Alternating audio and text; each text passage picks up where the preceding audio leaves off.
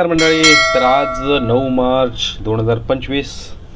तर आज माझा वाढदिवस आहे आणि वाढदिवस निमित्त मी आज लवकर उठलो. लवकर उठून पहिला मंदिरला गेलो. मंदिरला माझी सेवा होती, श्रीहरी मंदिरला सेवा करून देवपूजा वगैरे, गणपती बाप्पा मोरया म्हटलं. परत सुटलो मी कामाला जाण्यासाठी.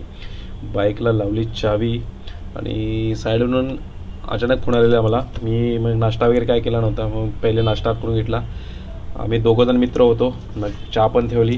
चहा केल्यानंतर 2 कप चहा घेतली, मस्त किटीसारखी बनवली आणि सुटलो मी कामाला. माझं काम चालू आहे आगवा पोर्ट इथे, शिक्केरीम कांदोली मी या साईडला. सलमान खान याचं काम चालू आहे आणि त्या कामासाठी मी चाललो. अर्जंट कॉल आलेला मला, म्हणून मी अचानक आलो. कारण आज मला सुट्टी करायची होती, पण अर्जंट कॉल आला, मला जावं लागलं. नाही पहा, आम्ही साईडवरती येऊन पोचलो आणि आत घेतल्या परवा मला नारळ पडलेले तिथे पाहतो. तर काय सर्व नारळ होते ते सगळं तोडत होते आणि आम्ही सुद्धा खुश झालो, कारण आम्हाला खायला नारळ भेटणार होते. आणि मी काम पाहिलं, इथं पाईप कुणी ते तोडलेलं आपला, मग समोर परत नारळ पडलेले दिसले. परत त्यातला घेतला आणि खायला सुरुवात केली नारळ वगैरे पहिली. आणि हा पहा एकटा चढतोय वरती कसा नाळावरती.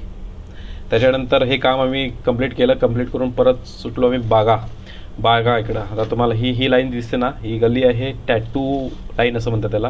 ही गल्ली खूप प्रसिद्ध गल्ली आहे, टॅटू लाईन म्हणतात त्याला.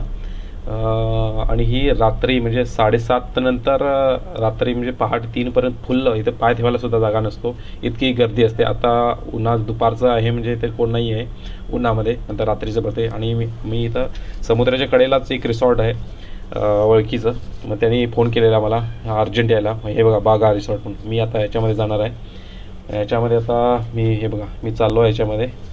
आणि माझं थोडं काम होतं इथे, मी चेकिंग करायला म्हणून पाठीमागून चाललो आहे. इथं माझं काम होतं आणि ते ओके झालं. ते मी समोर समुद्र पाहिला, समोर दिसतो ना हा समुद्र. आणि आम्हाला राहवलं नाही. मी माझ्या पार्टनरला म्हटलं की चल आपण आंघोळ करूया.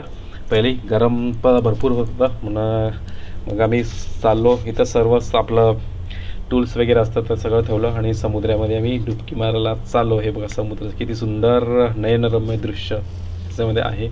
आणि हे पहा आमची आता पहिली डुबकी मी इथं मारणार. काय की गार वाढतं माहिती आहे समुद्रामध्ये. आता फर्स्ट टाईम खूप दिवसानंतर मी समुद्रामध्ये आलो आणि मस्तच वाटणार आहे समुद्रामध्ये. चला तर आता पहिली डुबकी मारूया मस्त अगदी. जय श्रीराम. चला मस्तच खूप गारगार वाटत होतं. आणि मी खूप दिवसानंतर समुद्रामध्ये गेलो आंघोळ करायला. कारण आम्ही गोव्यामध्ये असतो, पण वेळ भेटत नाही कामाने मी त्या कधी भेटतो. तर आज साईडच म्हणजे जिथं होतं काम आज समुद्राच्या कडेलाच होतं, मग म्हटलं चल आज आंघोळ करून घेऊया. तर आज समुद्र स्नान झालं आपलं. मस्त मजा केली खूप अशी.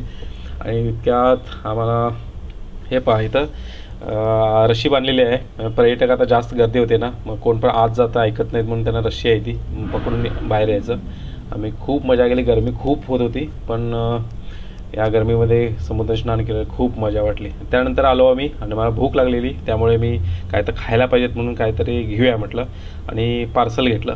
हे बघा पार्सल देत आहेत त्यांनी खायला. मग खालो. परत मित्रानं कॉल केला आणि मित्र म्हणाला कोणाला तर हॉस्पिटलमध्ये बघायला जायचं आहे, चल जाऊन या. मग मित्राबरोबर हॉस्पिटलला गेलो.